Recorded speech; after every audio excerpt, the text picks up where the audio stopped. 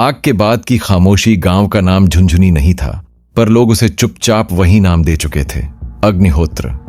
गांव का नाम सुनने में मामूली सा लगा, मगर वहां की हवा में सदा कुछ धुआं सा रहता। किसी भी सुबह जब सड़क पर धूल उठती तो उसके साथ छोटे छोटे काले कण भी उड़ते, जो आंखों में छिप जाते और कुछ देर चुभते।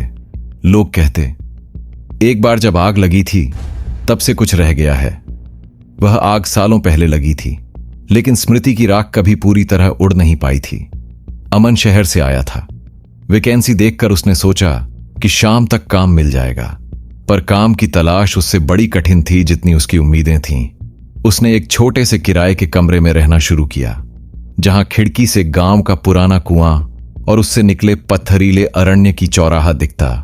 कुएं के पास एक वीरान मकान था, लोहे की जीन्स खटखटाती दरवाजे की, टूटे हुए खिड़कियों के कांच की गूंज, सब कुछ घिसा हुआ। रात होते ही मकान के चारों ओर एक अजीब सा सन्नाटा उतरता, जैसे हवाएं भी डरकर उस घर से दूर हो जाती। अमन को घुमक्कड़ी पसंद थी। वह गांवों की पुरानी कथाएं सुनता, लोगों के चेहरों पर दबी थकान और आंखों में छिपी कहानियों को पढ़ने की कोशिश करता। आग के बीज पुराने किस्सों में थे। कहते हैं उस रात किसी ने दीप प्रज्वलित करके मना ही कर दिया था। परिवार में कुछ ऐसा हुआ था कि सारा घर जल उठा और 4 लोग अंदर ही रह गए।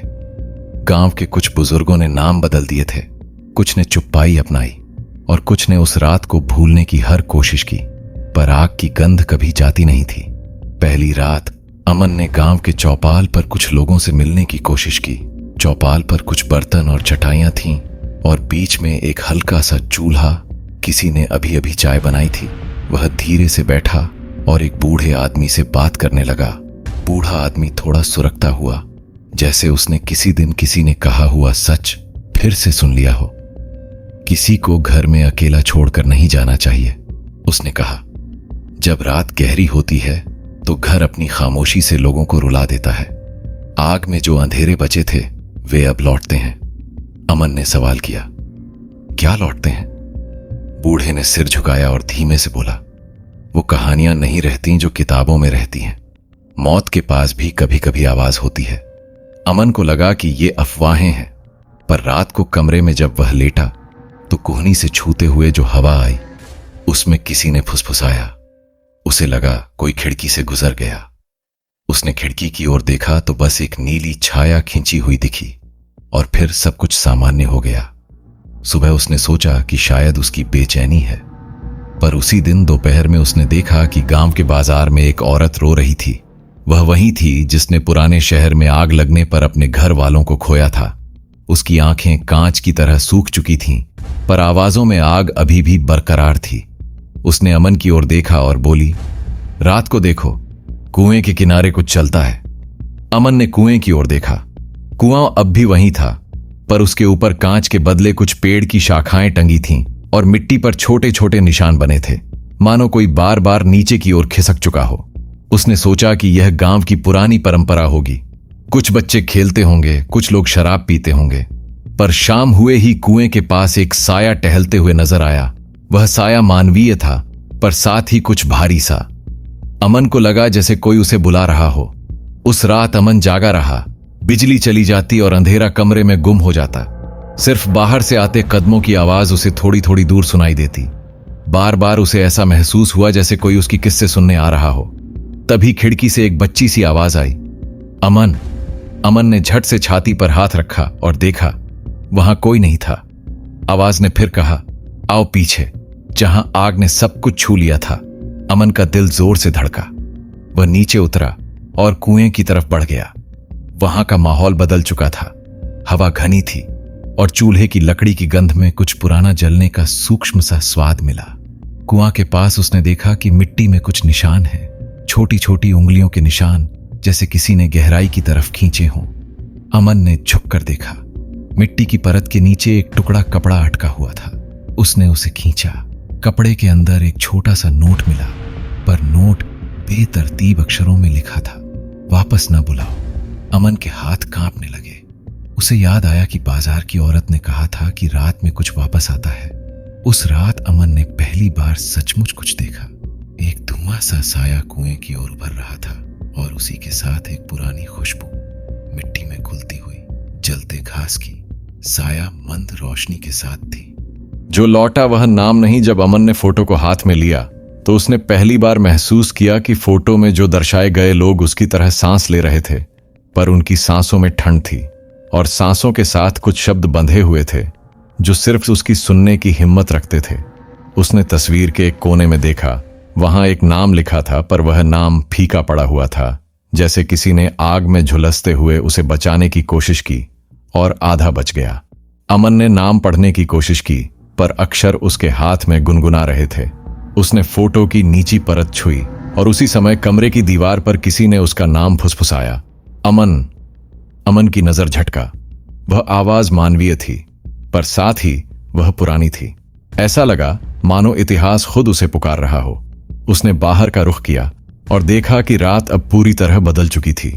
पहाड़ी से नीचे धुंध उतर रही थी और गांव के रास्तों पर मानो कोई स्याह परछाइयां चल रही हों। उसे लगा कि अब कोई फर्क नहीं पड़ता कि गांव वाले क्या कहते हैं। उसने तय किया कि वह उन नामों को वापस लाएगा, चाहे उसे खुद की कोई कीमत चुकानी पड़े। अमन ने अपने नोट्स खोले। लिखावटों, नामों और अंगूठी के नंबर से वह एक पैटर्न निकालना चाह रहा था। 39 अंगूठी पर दिखने वाला नंबर शायद घर की संख्या थी या किसी दिन की गिनती। उसने पर्चा उठाया और देखा कि बक्सियां की तलहटी में एक पुराना खत था। खत फटी हुई स्याही में लिखा था, जिस दिन आग लगी उस दिन मेरा बेटा आखिरी बार हंसा था, हमारा नाम मत भूलना। खत में कोई नाम नहीं था, सिर्फ यह पंक्ति। अमन ने समझा कि नामों को भूल जाना जानबूझकर हुआ होगा। किसी ने उन्हें मिटा दिया था, पर क्यों? गांव में कुछ लोगों के साथ उसने बातचीत की। किसी ने बताया कि रात के वक्त एक अजीब दिखने वाला आदमी आया था, जिसने किसी को कुछ दिया था और कहा था, इन्हें तुम्हारे लिए छोड़ रहा हूं, इन्हें भूले रहना अच्छा होगा। किसी ने कहा कि उस आदमी की आंखें अग्नि की तरह थीं और उसके हाथ से जलने की गंध आती थी। अमन ने सोचा कि यह कोई सामान्य इंसान नहीं था और शायद यही वही था जिसने नामों को मिटाया। अमन ने अपने दिल में एक साहस जमा किया और उन घरों पर जाना शुरू किया जहां नाम धुंधले थे। हर घर में उसे कुछ न कुछ मिले। एक खिलौना जिसे किसी ने अचानक छोड़ दिया था, एक दस्तावेज जिसका स्याही धुंधला पड़ा था और एक तस्वीर जहां चेहरों के किनारे पर आग के दाग थे। उसने एक वृद्ध महिला से बात की जिसने कहा, जब हम नाम बोलते थे तो बच्चे रोने लगते थे। हमें लगा कि यह बुरी आदत है, इसलिए हमने नामों को भूलना सीख लिया। अमन ने पूछा, किसने कहा कि भूल जाओ? महिला की आंखों में कुछ टूट गया और उसने कहा, वह आदमी जिसने हमें अपने घर का भार सौंपा। उसने कहा कि यदि तुम नाम भूल जाओगे तो तुम्हारी रातें शांत रहेंगी। अमन को यकीन था कि यह वही आदमी था जिसने उन रातों को बदल दिया, पर उसका मकसद क्या था?